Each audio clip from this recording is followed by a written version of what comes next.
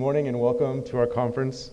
This is our sixth conference on cosmology and consciousness, and our theme this time is compassion, virtue, and character. I'd like to invite our chief guest, Kazurinshin Kondo, to begin our conference by lighting the butter lamp.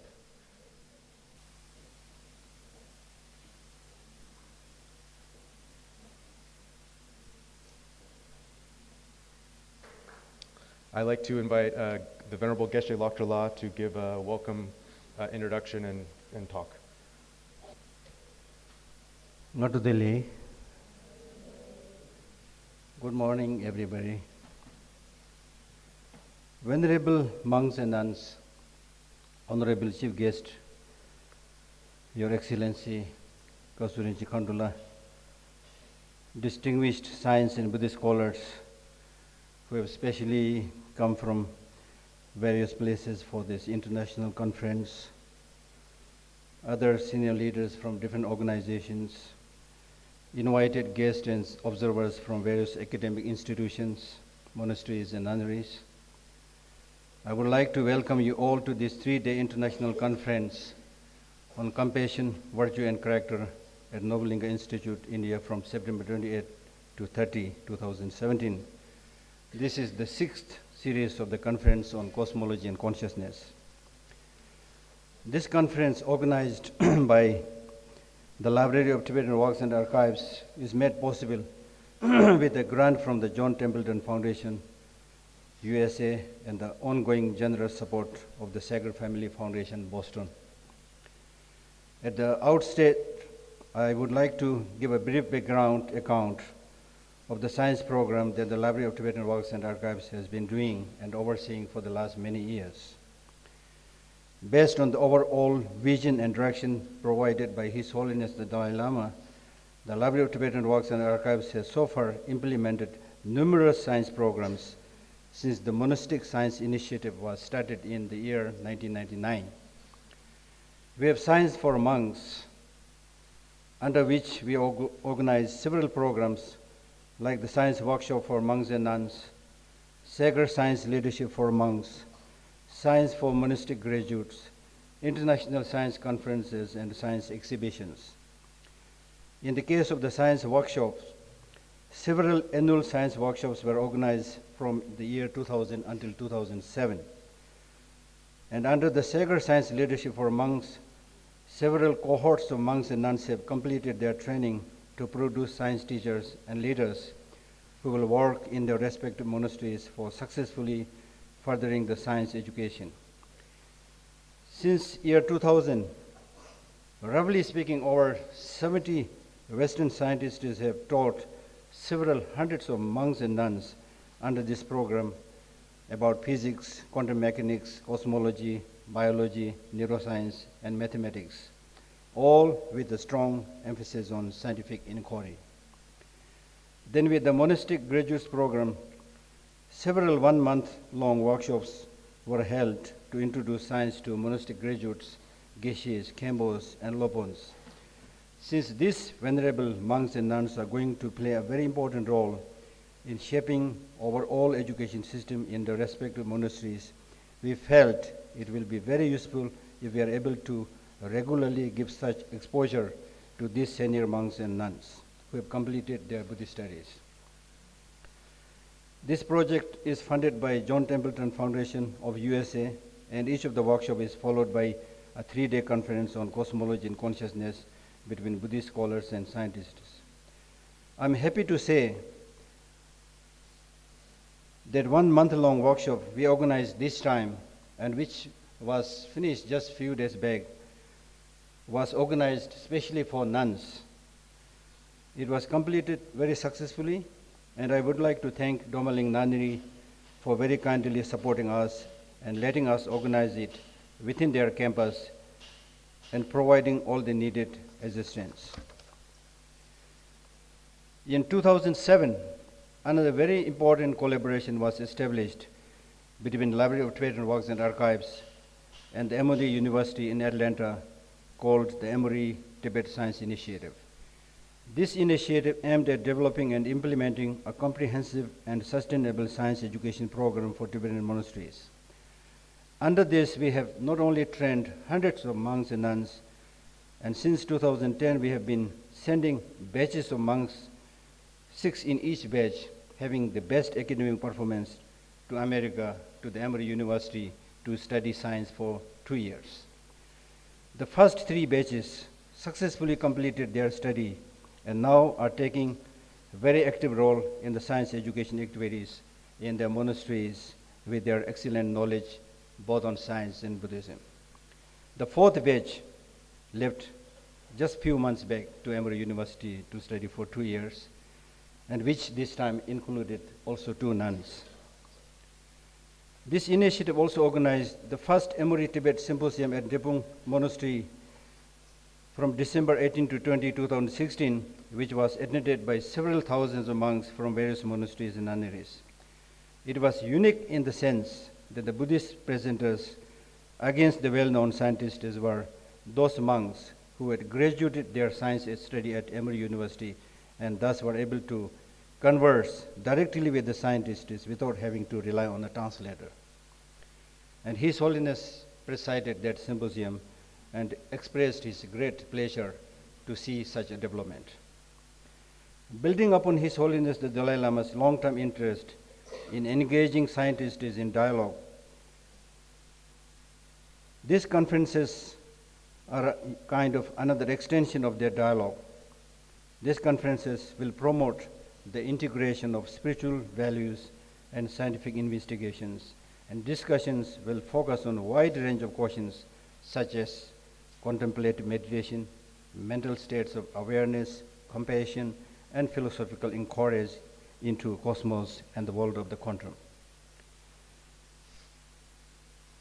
These conferences bring together Buddhist scholars and Western and Indian scientists and classroom educators into dialogue about topics of mutual common interest.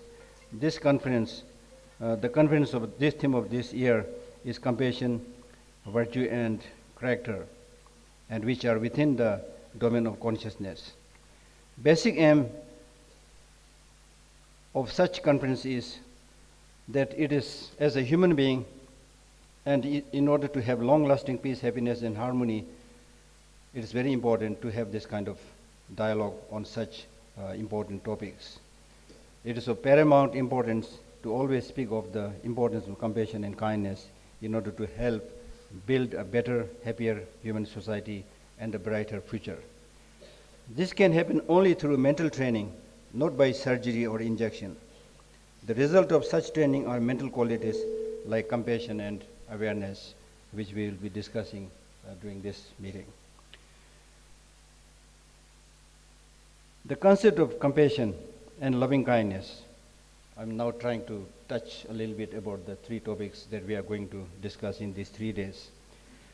The Buddhist concept of compassion and loving kindness should not be like that of a hawk and a wolf, which is partial and biased. So a biased kind of love and compassion is there even with their family members.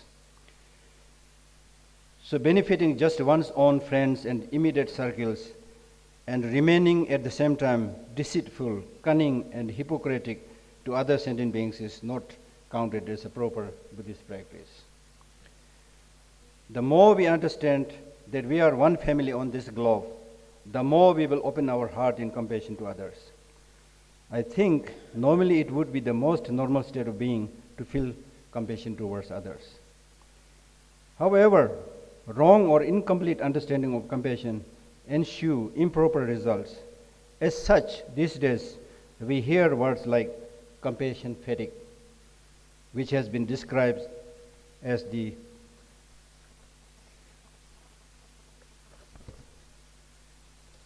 cost of caring for others in emotional and physical pain. It is characterized by deep physical and emotional exhaustion and an uncharacteristic inability to feel empathy for others.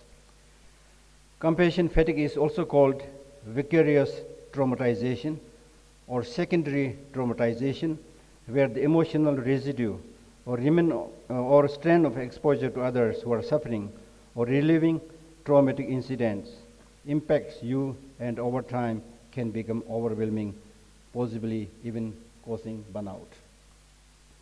Just a couple of days, I read a piece in the health section of the Auckland Press of a special report to the Washington Post, which was titled Tibetan Buddhism-based compassion training eases doctors' burnout.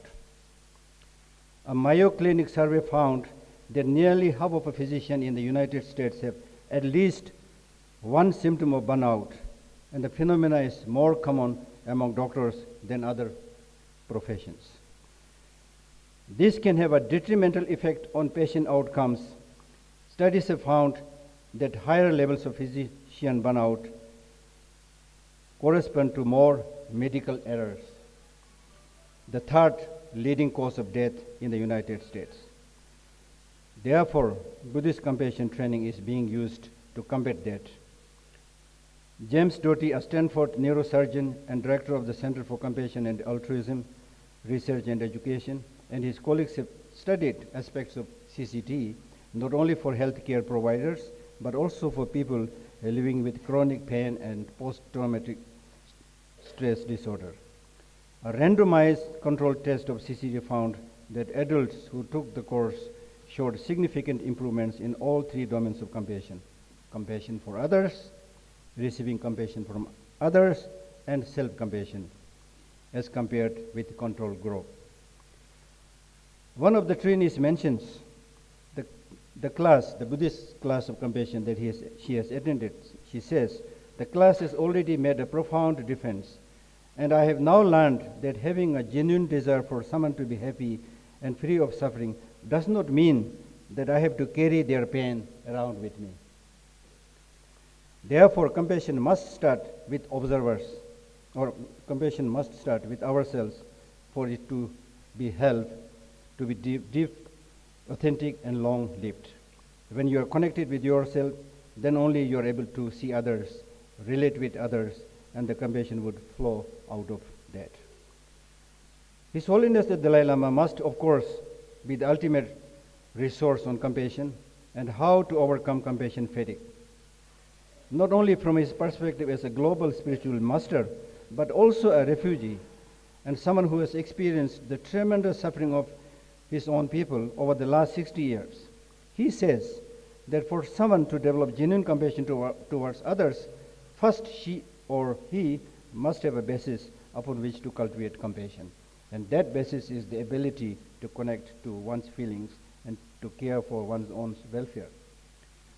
Caring for others requires caring for oneself. He emphasizes that compassion is vital to our proper functioning and happiness as human beings. Compassion gives us inner strength. It gives us self-confidence, and that in turn reduces fear, which in turn keeps our mind calm. Therefore, compassion has two functions. It causes our brain to function better, and it brings inner strength. It is also found that services, meaning working for others, is the most powerful and profound trauma healing there is on the planet. It elongates our lives and reduces risk of mortality. And this is scientifically found now. All of the nurturing, healing, and love that you give out, you get back. And there is science behind all this too. Good deeds and compassionate acts feed our self-esteem, make us more feel connected, and give us a sense of purpose in the world. But the key to finding the light side of compassion and not falling prey to tremendous burnout in the face of all the suffering in the world today is self-care. This is essentially where compassion begins. Compassion towards yourself leads to an open heart towards others and a heart that glows softly no matter the troubles threatening to drown it. Our second topic of discussion is virtue. I'm going to say just a few words on this. Virtues are the ethically approved traits of character. Their cultivation is an essential hallmark of moral personality. It is dependent on the socio-political ideals of society and affected by the level of society's cultural, moral and philosophical advancement. The four major virtues recommended by Buddha are karuna, compassion, maitri, love, mudit, joy, and upeksha, equanimity. In Buddhism, we also talk about 10 virtuous practices, non-killing and so on. Similarly, we talk about, and in this kind of 10 virtuous practices is a practice where everyone, monks or lay, or everyone is encouraged to practice. Similarly, the Buddhist texts talk about 11 virtuous mental factors which are present when the mind is in a positive state. These, I would like to just name them. These are faith or confidence. Second, a sense of shame. Conscience, which is consideration of others. Non-attachment, which is one of the topics that we are going to discuss. Heedfulness, equanimity, and non-harmfulness, which includes compassion. And it's not only in the Buddhist literature, but ancient thinkers like Socrates taught about this, and especially Socrates thinks that there is a connection between possessing virtue and being able to give a definition of virtue. That means to have a proper understanding of virtue. He holds that there is a strong connection between virtue and knowledge. He might have believed that if a person really has a comprehensive grip on virtue, then he or she would never choose the wrong side, the wise. If we knew what we were doing, what we were willing, when we choose evil, if we could see the harm we cause not just to our own inner lives, we would never do it. Meaning that if you are able to see the harms of evil doing, probably there are better chances of you are not doing it. So we only ever choose to do something morally wrong because we don't fully know what virtue is, what compassion is, what character is. Therefore, for Socrates, perhaps all wrongdoing is an expression of ignorance, a lack of knowledge of the good, quite similar to the Buddhist notion of ignorance as the cause of all the sufferings. In Buddhism, one point that I would really tempted to mention is, in Buddhism it speaks about 3 types of compassion, like compassion by seeing suffering nature of sentient beings, compassion which you develop by the fleeting, impermanent nature of sentient beings, compassion which you see in the sentient beings because of their having the reality of no intrinsic independent existence, which are really almost like earth-shaking wisdom and knowledge, which we need a lot of time to discuss about these things. Regarding character, I would like to mention that in the world of learning today, it is the intellectual attainments and not the character of the scholar which counts. We proudly say knowledge is power, but in the absence of character, this power is frequently utilized as a tool for exploitation rather than as a means for doing good to the society. This is the reason why poor people remain poor and rich getting richer and richer. Similarly, in the case of humanity's use of science, imagine science without humanity. What are we going to do with science, technology, and all the host of knowledges that we are pursuing? According to some finding, 80% of the world's research funding goes to projects related to armament and militarization and on refining the means of destruction of human life. Perhaps today, we have amassed enough destructive weapons of all kinds, enough to destroy us several times over. Although there's no need to destroy us several times over, but out of ignorance, greed, negative computation, we have over the years collected so much destructive weapons. Some of the best minds, imagine, some of the best minds of the world are engaged in this activity of militarization, destruction, killing. And they are respected as defense scientists. And they themselves are proud of it. And I think almost every country has a ministry of defense Ministry of External Affairs, but there is no Ministry of Peace, no Ministry of Internal Affairs. The many ills and vices that we see in the society and the world today is because of paying too much attention on rearranging the externals and completely forgetting about rearranging the internals. So therefore, when we talk about development of compassion, virtue and character, we are talking about rearranging the internals, which to me is not only important, but urgent, given the overwhelming suffering, especially unnecessary man-made suffering that we see in the world today. Thus, it is extremely important to have continuous dialogue, discussion, and communication between diverse disciplines and knowledges, especially science and spirituality, to contribute to the betterment of our lives on this planet. With regard to nature of dialogue between Buddhism and science, the natural bridge between Buddhist tradition and the sciences, not so much of the physical sciences, but sciences concerned with the mind and life itself. And I believe this is how the series of Mind Life Conference also started. And we call that the mind and life that is now talked about in sciences very much related to the cognitive sciences and the life sciences. Hence, majority, in the case of the conferences organized by Lhakdor also, therefore the majority of our conferences in the past are related to those that deals with human life and emotions, as you see the topics today. And Buddhism is fortunately very rich in dealing with the world of human mind.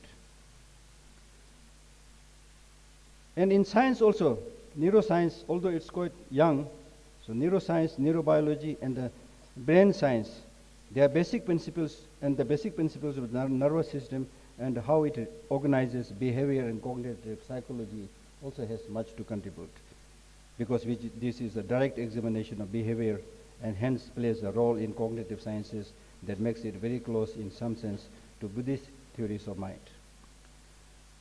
A very interesting part of the Western view of how to approach mind is the modern theories, especially linked with artificial intelligence.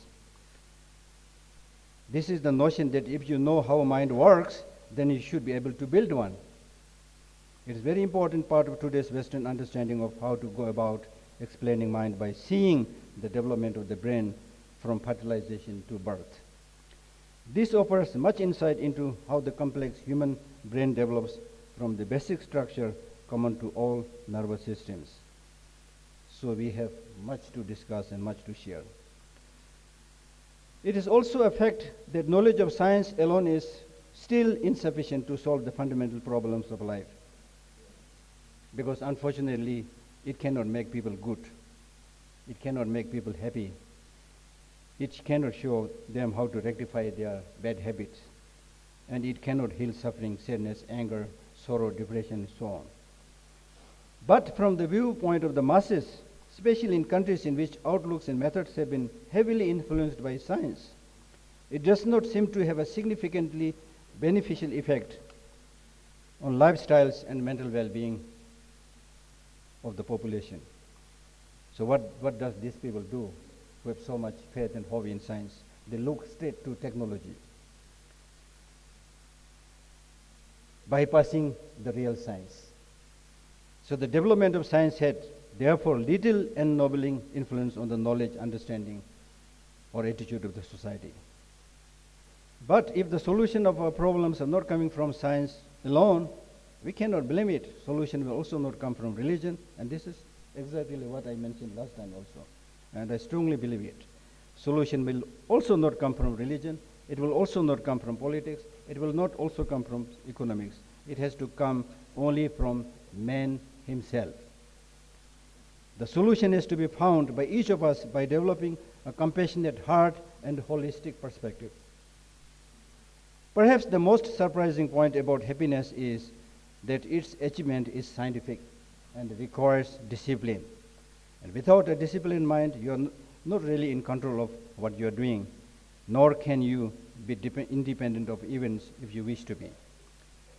No matter how powerful, the good news, I call this good news. The good news is no matter how powerful the negative emotions are, they have no foundation in reality. This is what is repeatedly stated in Buddhism and also is now supported by the scientific findings. When we experience positive states, we are generally closer to the true nature of the universe, the reality. In our world of opposites, where there are negative influences, violence, hatred, and anger, there are also the positive aspects of love, compassion, and generosity. Each of us is capable of choosing and manifesting both in our personal reality. Happiness is cultivating a state of mind. I'm mentioning this word happiness because whatever you are doing, science conferences, dialogues with Buddhism, the ultimate aim is to have long-lasting peace and happiness. That is our goal. And happiness is cultivating a state of mind that remains strong and stable, content and peaceful in the face of fleeting emotions and changing circumstances, much like the deep ocean bed that remains tranquil and undisturbed by the stormy winds blowing on the surface. So this is just a brief explanation about the topic of the today's conference. And the participants that you see here, I consider them not only good human beings, but genuine collaborators for the betterment of the humanity and the society. Science attempts to discover laws of nature by means of careful observation, experimentation, reason. It will become clear that a deep commitment to careful inquiry and valid cognition are also at the heart of Buddhist philosophy. Even in ethical discourse, a correct understanding of reality is very much emphasized. Therefore, scientific findings are very helpful to Buddhist thinking. Given that science as a discipline and Buddhism as a system of thought both share a commitment to openness and initial skepticism, it is important that all the participants have an understanding that there should be total openness in our discussion and a free exchange of ideas with no present rules. And we will also strongly encourage not to represent only your tradition and discipline, but also to speak out your mind as an individual person, as an individual practitioner and thinker. We do not expect final solutions, but rather seek fresh approaches to old problems. We are at a stage where new knowledge still will have to come from much broader collaborative effort. I wish that these 3 days dialogue and discussion will benefit all the participants individually and also make its small contribution to the well-being of all sentient beings. Finally, I would like to thank everyone for your support and participation. Thank you, Cosmology Consciousness, for accepting to be the chief guest amidst your very busy schedule, especially that you need to oversee the preparation of the celebration of the upcoming 30th anniversary of the founding of the Tibetan Nuns Project on 2nd October at Domaling Nagari. Thank you all the science and Buddhist presenters and scholars and nuns participating in this panel discussion.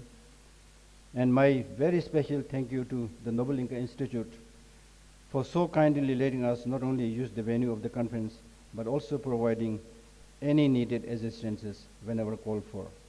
And thank you everybody present here. And I wish you a fruitful stay and gaining of wisdom in these 3 days conference. Thank you very much. I'd like to invite now Rinchen Kondola to give a keynote address. Firstly, I would like to thank Reverend Geshe Lhakdor for giving me the honor of being the chief guest of such a prominent conference. Actually, he said he was very happy to get me, but you don't know how embarrassed I was when I was invited, because I said, what am I going to talk about? I'm not a scientist. I'm not a Buddhist scholar. I really have nothing to give to the congregation. But then he insisted. So I'm here today, and I hope some of what I say may make little sense. So I'm very happy to be here today among so many prominent scientists, all women, and also so many Geshe-mas to be, and students and young people. Thank you for inviting me and giving me this opportunity to say something from my heart. I would like to say that today's conference is a very important conference conceptually, because this is what is needed today. We are talking about Buddhism, we are talking about science, but here you are trying to get them together. And that also, not because you want to be the ones to have made it together, but you all are thinking of how to make human life a little bit more livable, a little bit more comfortable, a little bit more joyful. And I personally, although I have no profound idea about how science works, or no profound idea beyond certain stage in Buddhism, but I do understand as a human being, as a concerned human being who care for the lives of the other human beings, as what's going around us. And I see that everything that's not going right around us is all because we made it so. And I'm afraid to say this, that many of which also came from the so-called new inventions. So I believe, if I may just give a little glimpse into this, even as scientists, we have to really think about what is really needed, what is really benefiting the human beings, and what is really not needed. So all I would say is, as scientists, you have made human life so much more comfortable in so many ways, for which we are ever grateful. For example, without lights here today, we wouldn't have had this comfortable conference. Without the tap water, particularly the women would have had a difficult time going and fetching water all the time and washing clothes. For these things, I'm extremely grateful for the scientific inventions. But beyond certain things, I think we have to really think about. And all I say is, through conferences like this, between wonderful people like you all, something positive comes out eventually. For example, we have all these wonderful gadgets today. Now, as a very simple human example, I happen to go to so many places in the world and meet our people and talk to our children with the different umbrellas. But all I go is as a human being, as a mother, and look into the community and see what's really happening. So, for example, we used to travel miles to get to a little community together in the West, for example, of Tibetans who are cut off of the whole major community, many of the cultural aspects. All the children here is when people like us go around and talk about our culture, our people, and so on. So in the early times, the parents used to really get them together with much difficulty to go to these talks of not just mine, to many people's. And I think people really benefited from these talks to a certain extent. But now what I'm saying is, within the recent years, when we go to give talks, if I look into the audience, I see children playing with their mobile phones rather than listening to the speaker. And then unfortunately, even the parents don't seem to correct them. So what's happening here is we are losing the whole purpose of getting together. Of course, they should be used to using mobiles and different gadgets, but there's a limit to it. So I would say, in Buddhism, the middle way. And then also, practically speaking, what's to be done where, how much do we need? These are the questions we think we need to ask. Then on the other side, I'm so happy to see so many students and so many young people interested in this gathering, which is very, very important. And then here again, we are also talking about Buddhism. Tibetans happens to be Buddhists, and I think we are very proud to be Buddhists.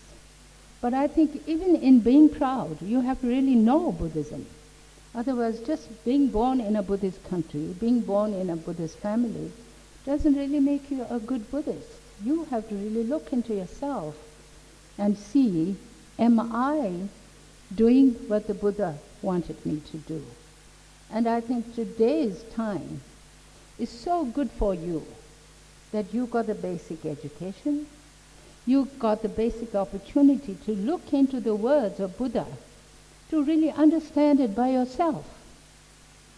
Therefore, I would really request and pray that you all really try to understand Buddhism as it should be understood. Therefore, you can really then have such conferences, person to person, and discuss. And then both will start making sense, I think. If you don't understand either of them properly, then there's no ground to speak. Now, going back to the understanding of Buddhism, I am so happy that today we have the Geshe Mas, Lobe Mas to come and participate in these conferences. I would also like to say how important education I consider is for both boys and girls. But unfortunately, during the past centuries, somehow the girls got left behind. But I'm glad now we woke up, the community woke up all over the world to say the girls also need education, which is why today we have so-called Geshe Mas and Lobe Mas for their own due right. We worked a lot for them to get where they are through their own right. There were discussions on how they should be having their exams, how the marks should be given, and we were the ones who said, don't give any concessions just because they are nuns. We would like them to study the same text the same way. We would also like them to be judged the same way, tested the same way, and come out with flying colors. And if anybody fails to come out with the flying colors, it's unfortunate for the person. But we don't want in the history to say, oh, of course we have the Geshe Mas because they were checked in a very lenient way, or they were giving concessions. We didn't want that. So today, I'm very happy to share this with you, that all the Geshe Mas and Lobe Mas, they had their curriculum same as the monks. They were tested in the same manner, and eventually those who came out with the results, flying colors, they came out with a due right. And they worked very, very hard, very, very hard, I must also say that. And the teachers who dealt with them were very kind, I must say. I have the greatest, profound respect for them, because they kept saying, yes, you should go ahead, you can do it, you should study. They didn't say, you're a girl, you won't be able to study beyond this. So I will never forget this in my whole life. When I spoke to some of the teachers, that's what they said. And also eventually, when they were tested, they said, oh, we never thought the nuns were so good. They really are doing well. So I also wanted to share this with you. I think in some ways, the education is connected with this conference. So, and also, I would like to tell the nuns, I'm so grateful that Reverend Lhakdor has included the nuns in this conference. And now you will be included in many other important conferences. Now my request here, as a mother, not as a scholar, not as a spiritual person or anything like that, but as a mother, I would like to request you all to participate in all of this. Understand what you're doing and implement that in your life. This is not to get a certificate and say, I went to this conference, I am a Geshe Ma. This is for others to see, look, that's a Geshe Ma. She has really embodied the education. Look how she looks, look how she speaks, look how she treats the others. This is what I would like to see. Even when I'm dead and gone, I hope this principle will live with all of you. And then to the young people, I always, as an elder community member of the Tibetan community, I always think of the young people as very important in the future of Tibet, in the future of humanity when I talk about Buddhists. I'm not promoting or trying to say anything about Buddhism, but to me, as a person, Buddhism is so related to life. Therefore, it makes the most sense to me. So I would like the children also to look at that way. What does Buddhism teach you? Basically, it teaches you to be a kind human being, good human being, and then also it teaches you how to get rid of your suffering. Because I think the whole world is so used to trying to get rid of your suffering by imposing suffering on others. This is not the way you get rid of your suffering. So, as young children, try to look into these. And then also, even in Buddhism, we have many teachers. So far, Tibetans are very used to listening to the teachers.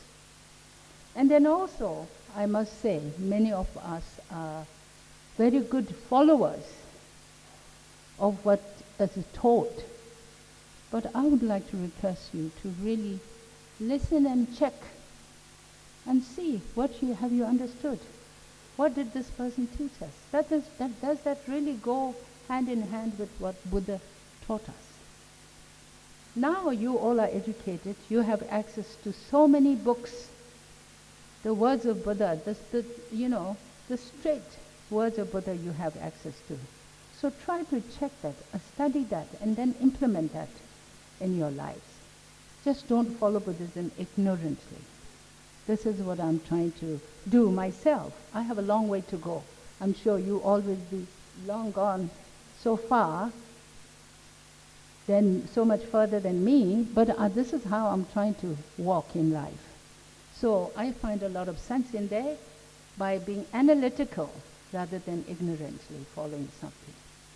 Therefore, I'm really interested, and I've given 30 years of my life for the